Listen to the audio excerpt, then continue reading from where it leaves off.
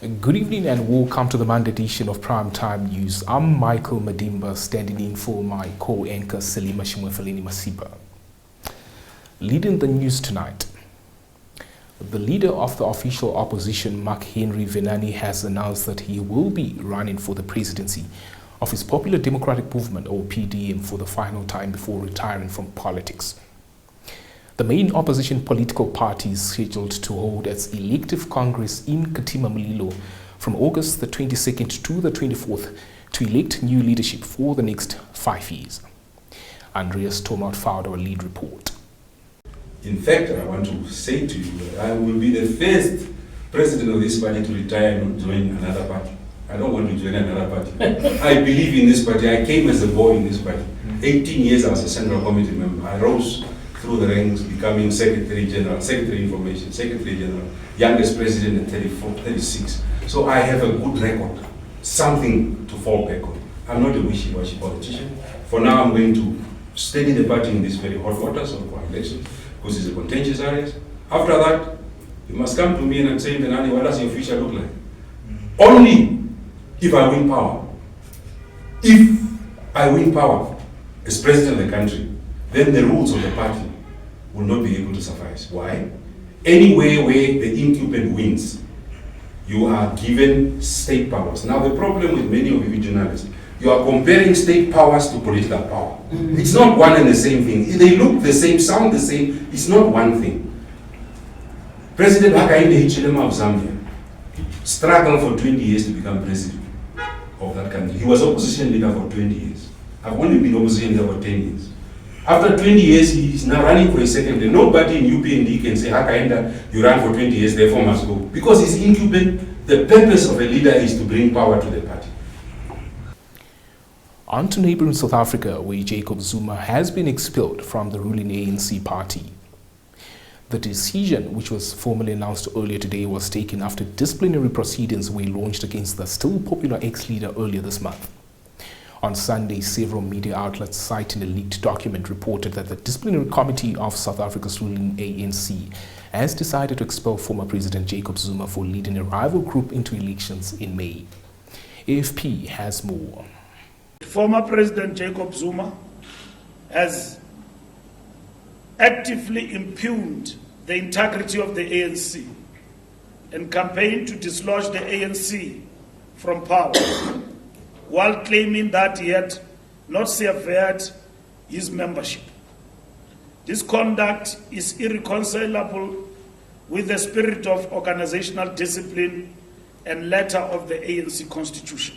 Furthermore, former President Zuma has been running on a dangerous platform that casts doubt on our entire constitutional edifice.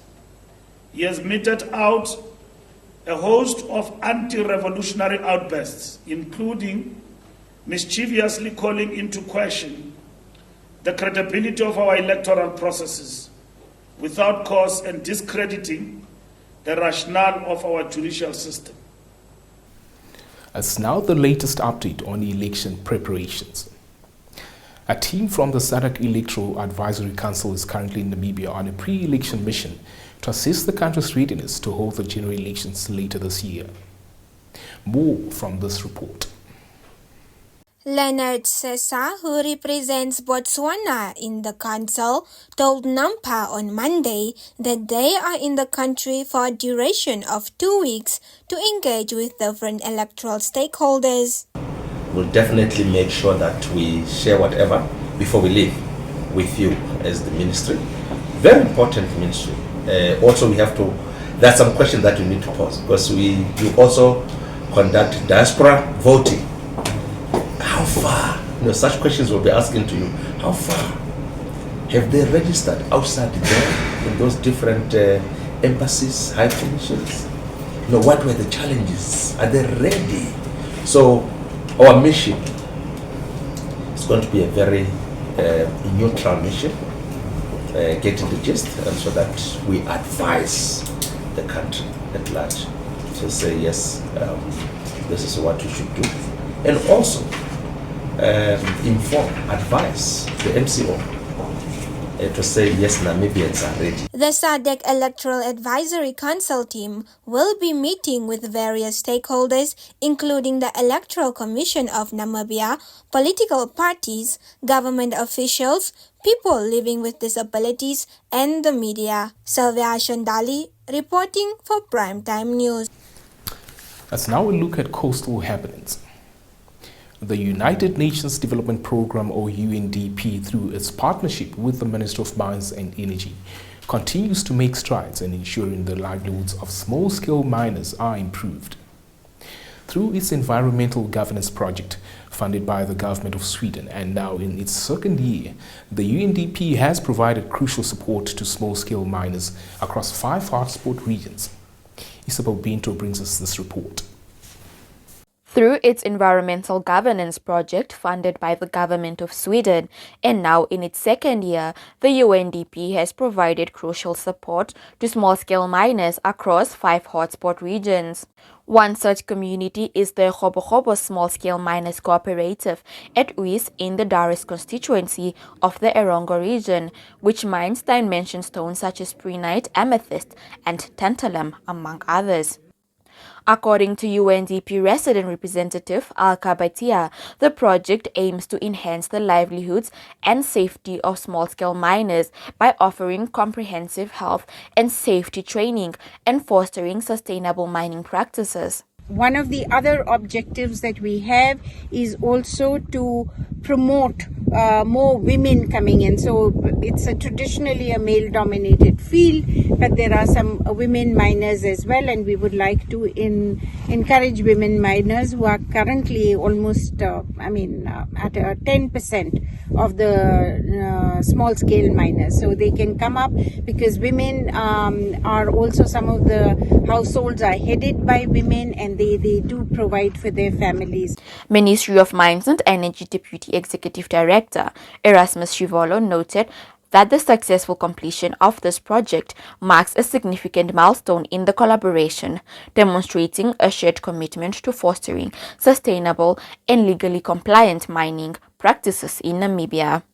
The group received first aid, sustainable mining training, and personal protective equipment on Friday. Chairperson of the Khobo Miners Cooperative, Alfred Lucas, on behalf of other miners, welcomed the training and assistance, adding that it will further enhance their efforts and understanding in improving their livelihoods while maintaining sustainable mining. Konjeni Ambinga reporting for Primetime News. Stay tuned for your top roundup with the business segment thereafter.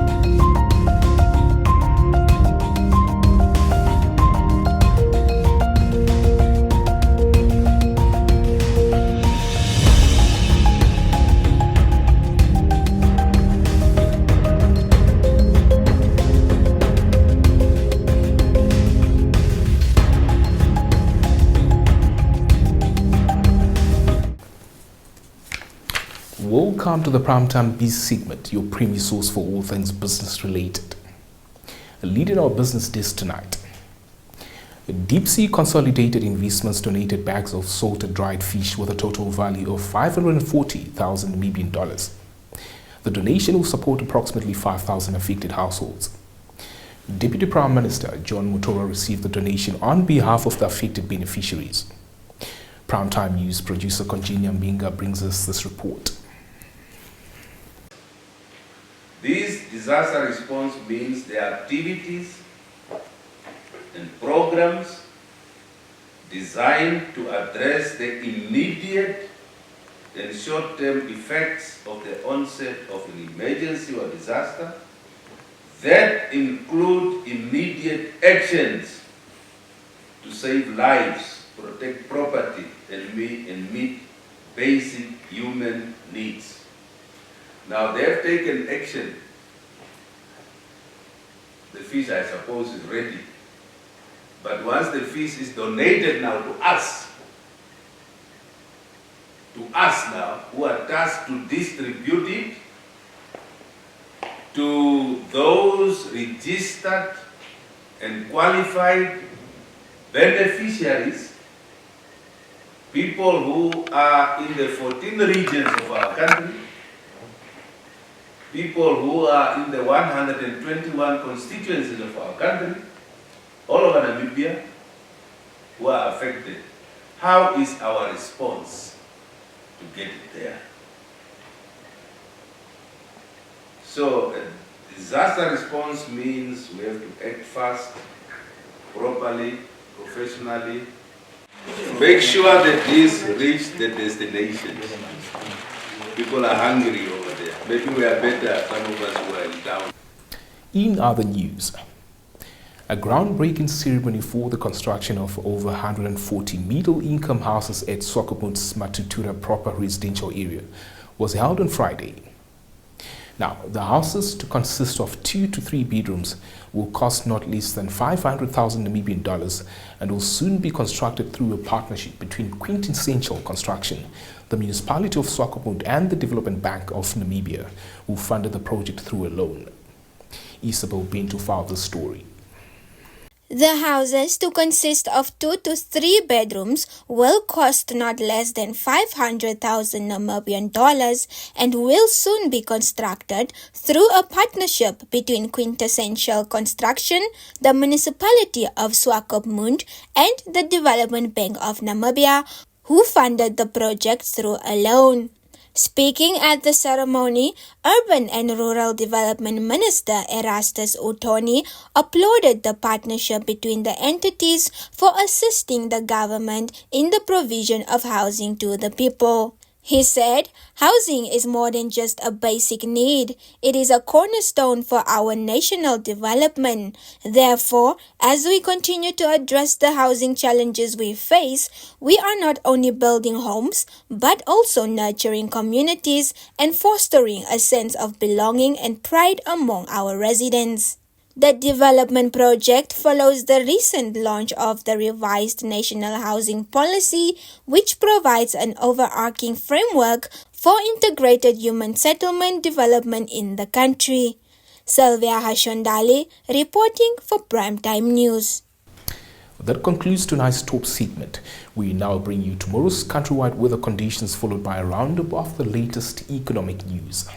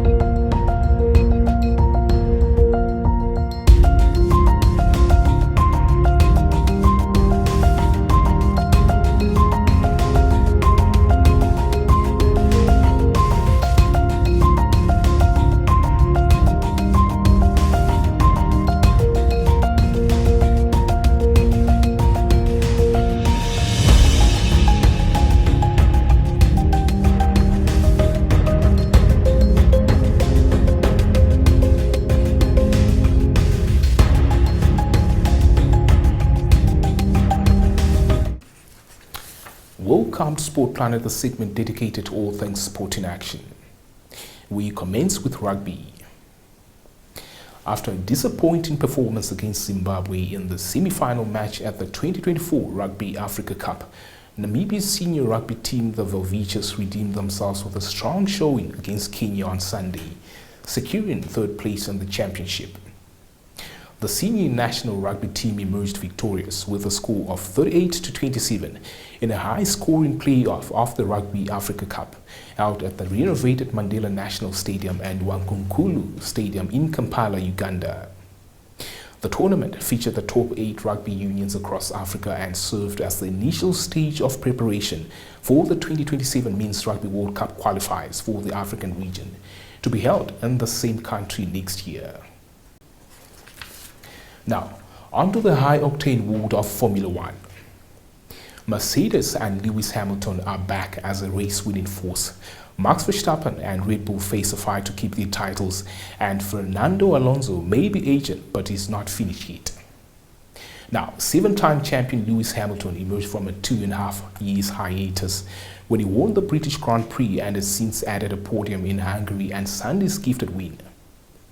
It now confirms he's back and close to his best.